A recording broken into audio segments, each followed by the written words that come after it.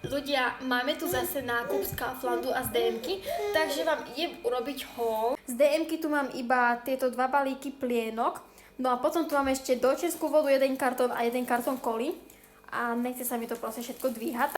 No, takže máme tu 10 vajec, potom tu mám chleba, potom som brala takéto detské vlhčené obrúsky, potom tu mám jedno mlieko, jednu takú vegánsku salámu, ďalej tu mám takéto veľké balenie čučoriedok, potom jednu strúhanku, potom tu mám hrozno, takýto tvrdý sír, potom som brala prvýkrát 2 takéto banánové jogurty, ten druhý už mala zjedla, potom tu mám takéto fidorky, ďalej tu mám takéto syrové tyčinky, 2 kusy, potom tu mám 4 čokoládové termixy, potom tu mám takéto breaky, tieto čokoládové mliečka. Nemala som ich že 100 rokov, takže som si ich musela zobrať, keď som to zbadala. Zobrala som si rovno 6.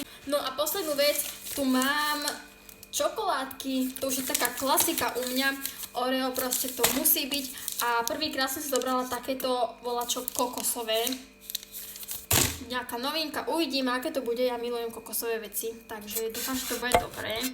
No a to by bolo všetko.